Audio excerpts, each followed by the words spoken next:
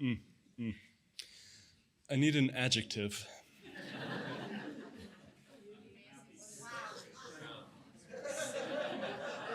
All right, I need two emotional states. Euph- Sorry, euphoria, uh, despair. Okay. I need another noun, a length of time, an adverb, and then a number between 1 and 100. None of this makes sense. No. All right. An adjective, we're in the home stretch. An adjective and a noun, an adjective, gory. Awesome. And a place name, the name of a place. Boulder. Okay, here we go. Our worship service is a happy experience which leads people from despair to euphoria. It begins with the ringing of the universe, and then a greeting and stunning announcements. The prelude lasts eternally, during which 66% of people arrive. Next comes the lighting of the garden, and then we recite the covenant. We gather in fellowship to speak piano to each other, to sing out and touch one another, to run with each other, and to seek the jam divine. Which kind of works. After that, we sing 72 hymns. The preacher preaches 2 minutes, you should be so lucky, and gives a happy message that lets us think slowly and boldly about our tree. We conclude with a theremin postlude, drink gory coffee, and leave to go to Boulder. Hold on to that delight while I tell you a difficult series of things. Looming over church life, looming over our lives, is another 4 years of the past 12 days. What will the state of the country be like? What will we need to do in light of that?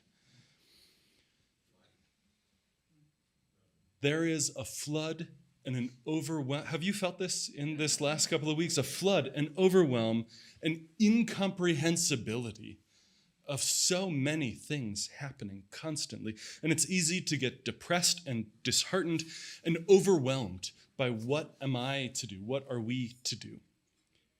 It's easy to get intimidated by the scope of what's needed or helpless at how little any one of us can do. It's easy to get freeze and just get overwhelmed or enraged and activated and burnt out. And sometimes just checking out of the world is necessary to survive.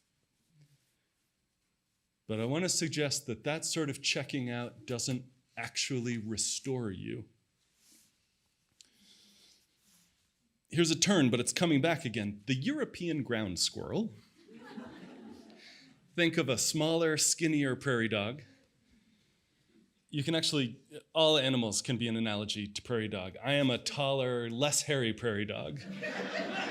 But the European ground squirrel, which is a smaller, skinnier prairie dog, hibernates seasonally. It hibernates from September through March.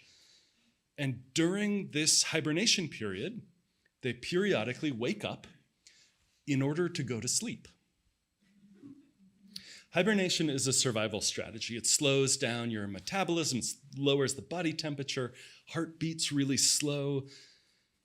It's a survival strategy for a long winter when there's not enough food to keep you going, but it's not rest.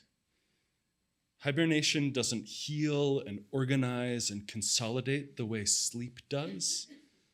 Squirrels don't dream when they're hibernating.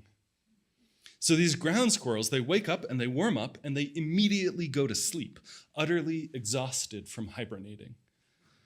They go to sleep to rest and to dream.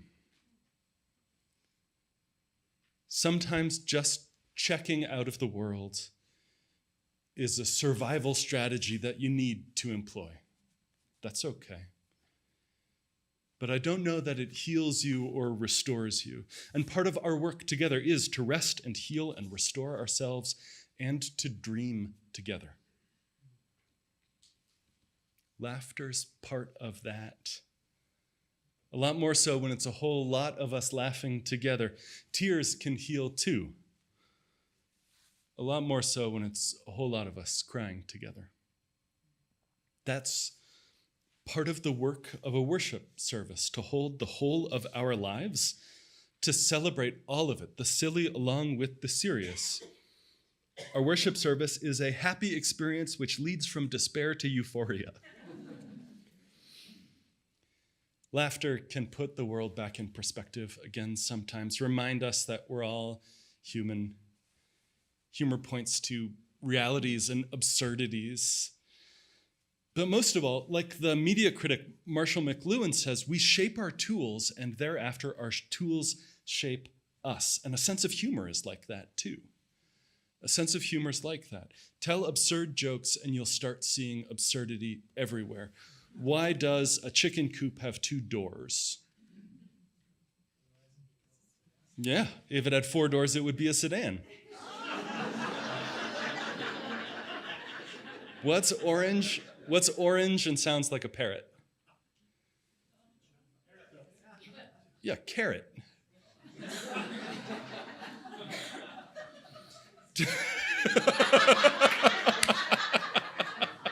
Yeah, tell absurd jokes and you will start seeing absurdity everywhere. Tell story jokes, those long, involved, convoluted, shaggy dog story jokes, and you'll start seeing stories everywhere. Or tell mean-spirited, insulting jokes, and you'll find ugliness everywhere you want to go looking for it.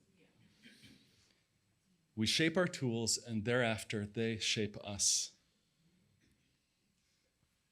We're talking about foolishness, not in general, but in the midst of a serious time. And we gathered this morning, like every morning, partly to discern what is it that we're giving our lives away to?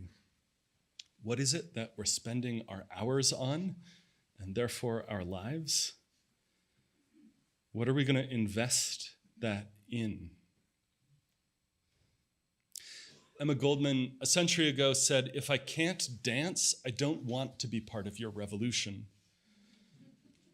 That is to say, if the world that we dream of and work towards, a just world and a fair world, a world where everyone counts and everyone matters without exception or footnote, if we get there and there's no joy or delight or dancing in it, what was the point?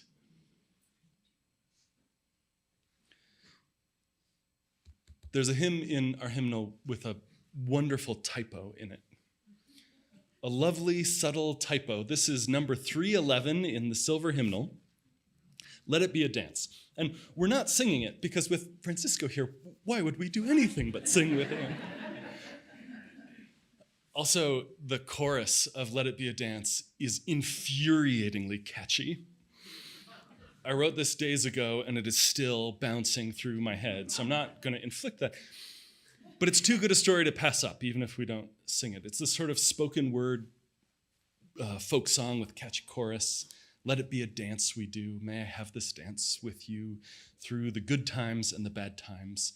Let it be a dance. And the verses invite the singer, the listener, into a sort of suppleness, a flexibility that the world requires of us. There's a time to follow and a time to lead, a time to plant, a time to harvest. A child is born, the old must die, a time for joy, a time to cry, take it as it passes by.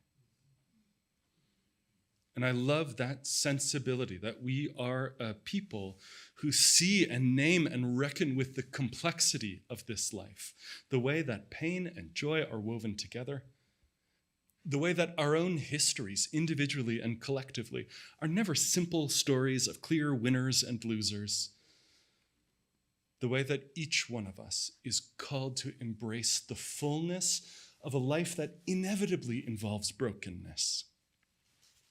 None of that's the typo. The typo comes in the last verse. Let the sun shine, let it rain. Share the laughter, bear the pain.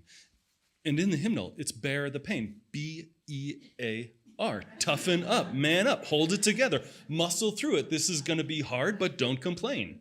Bear the pain. But the real lyric is let the sun shine, let it rain. Share the laughter, bear the pain. B-A-R-E. Don't hide it. Don't ignore it. Don't pretend that it's not there. Make it visible. Bring it out. Your pain is real and you don't have to carry it alone. Don't keep calm and carry on. Keep connected and carry each other.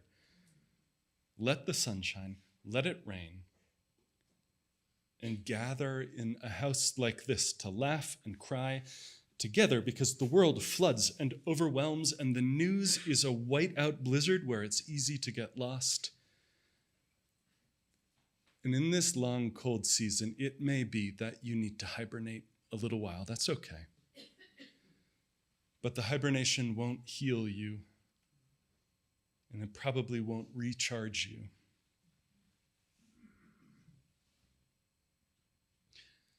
Ask me, what's the most important thing in comedy?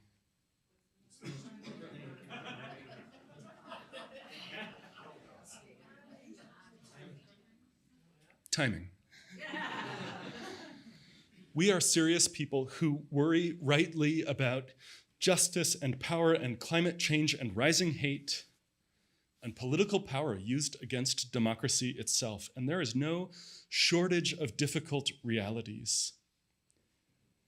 And this may also be the moment when it's good to be silly sometimes, not to laugh away your worries, not to numb yourself from the facts, but to embrace the absurd, the paradox, the ridiculous, not because those things change the world, but because they equip you to live in it. Alongside the work of facing these difficult realities, we gather to share the laughter, to bear our pain, to sing together, to play together, to remember our hopes together, and to dream together. Amen.